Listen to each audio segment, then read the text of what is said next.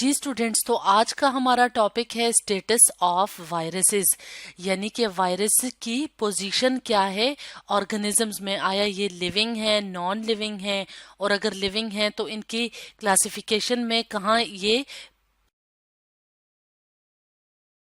रखे जा सकते हैं। तो अगर हम बात करें वायरसेस की कि वायरसेस क्या होते हैं, तो वायरसेस छोटे छोटे इन्फेक्शियस एजेंट्स होते हैं। इन्फेक्शियस का क्या मतलब होता है? इन्फेक्शियस होते हैं वो ऑर्गेनिजम्स या वो चीजें जो बीमार, तो ये क्या होते हैं? डिजीज कॉजिंग एजेंट्स होते हैं। और वायरसेस कि अगर हम साइज की बात करें तो वायरसेस प्रोकैरियोट्स यानी कि बैक्टीरिया और साइनोबैक्टीरिया से भी बहुत ज़्यादा छोटे होते हैं, इसलिए इनको हम कहते हैं सब माइक्रोस्कोपिक पार्टिकल्स। यानी कि इनको हम लाइट माइक्रोस्कोप से नहीं देख सकते, बल्कि इनको देखने के लिए हाई रेजोल्यूशन या हाई पावर माइक्रोस्कोप की ज़रूरत होती है, जिसके नीचे वायरसेस नज़र आते हैं। जैसे कि इस डायग्राम में आप देख सकते हैं कि मुख्तलिफ स्पीशीज़ हैं वायरसेस की, तो ये हमें कैसे नज़र आएंगी? ये हाई पावर माइक्रोस्कोप के नीचे नज़र आएंगी। तो अगर हम अब बात करें स्टेटस ऑफ वायरस की कि वायरस की क्या पोजीशन है, आया ये लिविंग है या नॉन लिविंग है, तो वायरसेस लिविंग और नॉन लिविंग ऑर्गेनिजम्स के बॉर्डर लाइन पे मौजूद है, यानी कि उनके दरमियान में मौजूद है। इसमें कुछ तो खुसूसियात होंगी जिसकी वजह से हम कहते हैं कि वायरसेस लिविंग हैं, और कुछ खुसूसियात होती हैं जिसको हम कहते हैं कि ये नॉन लिविंग हैं।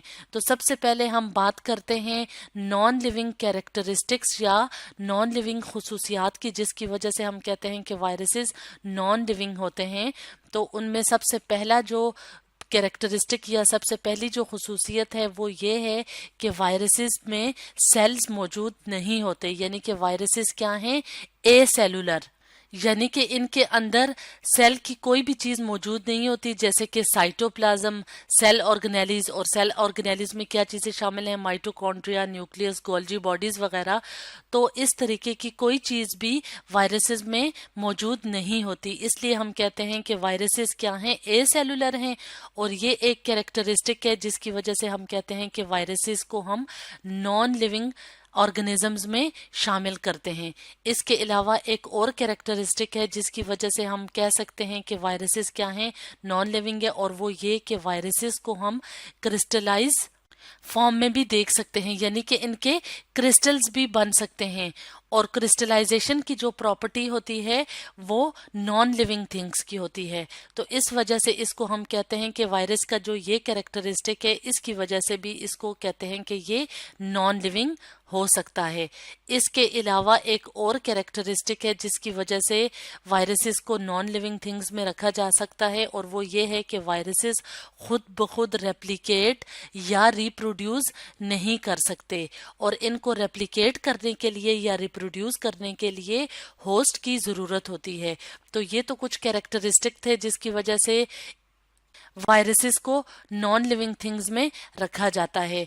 अब हम कुछ कैरेक्टरिस्टिक्स डिस्कस करते हैं जो कि हमें ये बताएंगे कि वायरसेस में कुछ कैरेक्टरिस्टिक्स लिविंग ऑर्गेनिजम्स की तरह के भी होते हैं।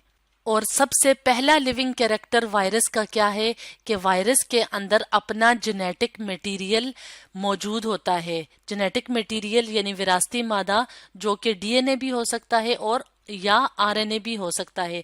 लेकिन एक वक्त में वायरस की किसी स्पीशी में या डीएनए मौजूद होगा या आरएनए मौजूद होगा।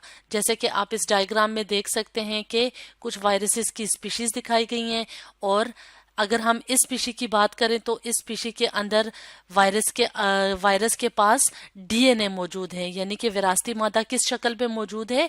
डीएनए की शक्ल में मौजूद है। और इस स्पीशी के अंदर विरासती मादा आरएनए की शक्ल में मौजूद है। इसके अलावा एक और कैरेक्टर जिसकी वजह से वायरस को कहा जा सकता है कि ये लिविंग ऑर्गेनिज्म हो सकता है, वो ये है कि वायरसेस के जो बॉडी होती है वो प्रोटीन से मिलके बनती है। जैसे कि लिविंग ऑर्गेनिजम्स के अंदर ज्यादातर हिस्सा प्रोटीन्स का होता है, तो इसी तरह वायरसेस में भी प्रोटीन एक मेन कंपोनेंट है वायरसेस की बॉडी का।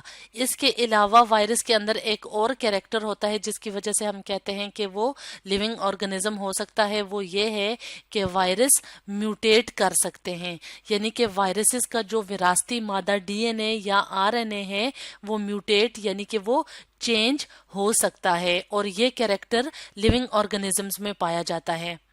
तो ये तो कुछ कैरेक्टरिस्टिक्स थे जिसकी वजह से हम कह सकते हैं कि वायरसेस लिविंग ऑर्गेनिजम्स होते हैं।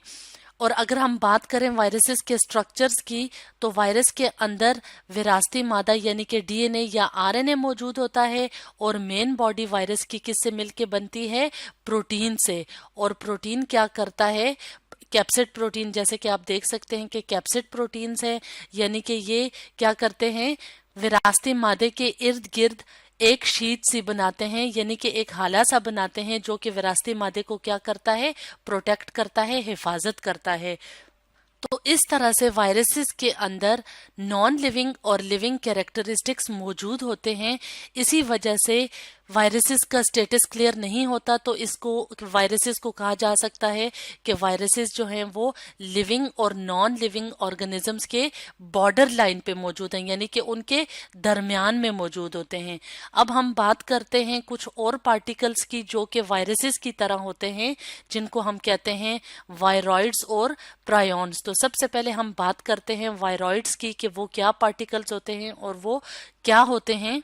तो वायरॉइड्स भी इन्फेक्शियस होते हैं, यानी कि डिजीज कॉजिंग होते हैं, लेकिन ये क्या होते हैं? ये इन्फेक्शियस आरएनए मॉलिक्यूल्स होते हैं, यानी इनके अंदर सिर्फ आरएनए मॉलिक्यूल मौजूद होता है, जबकि वायरस के अंदर या आरएनए का मॉलिक्यूल मौजूद होता है या डीएनए का मॉलिक्यूल मौजूद होता है। और लेकिन ये कैरेक्टरिस्टिक कि ये इन्फेक्शियस होते हैं, ये वायरसेस की तरह मिलता जुलता है, क्योंकि वायरसेस भी इन्फेक्शियस यानी कि डिजीज कॉजिंग होते हैं। और साइज की अगर हम बात करें तो ये साइज में वायरसेस से भी छोटे होते हैं। और अगर हम इनकी बॉडी की बात करें तो ये पूरे के पूरे सिर्फ आरएनए मॉलिक्यूल से मिलके बनते हैं, और इनके जो आरएनए का मॉलिक्यूल है उसके इर्द गिर्द कोई भी कैप्सिड यानी कि जो प्रोटीन का कैप्सिड होता है, जैसे कि हमने वायरसेस में पढ़ा था कि प्रोटीन कैप्सिड जो होता है वो इनके आरएनए या डीएनए के मॉलिक्यूल को वायरसेस के प्रोटेक्ट करता है, लेकिन वायराइड्स के अंदर सिर्फ आरएनए का मॉलिक्यूल मौजूद होता है, उसके इर्द गिर्द कोई भी कैप्सिड मौजूद नहीं होता। और वायरॉइड्स के अंदर जो आरएनए का मॉलिक्यूल होता है वो क्वाइल्ड फॉर्म में होता है, और सिर्फ एक सिंगल सर्कुलर मॉलिक्यूल मौजूद होता है जो कि क्वाइल्ड फॉर्म में होता है।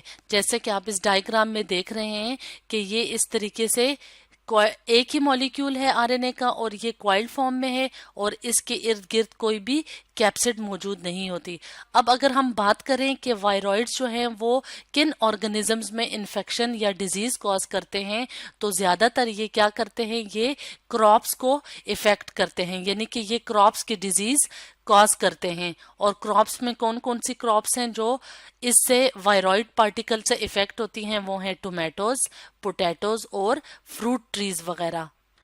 अब हम बात करते हैं वायरसेस से ही मिलता जुलता एक और पार्टिकल जिसको हम कहते हैं प्रायोन्स।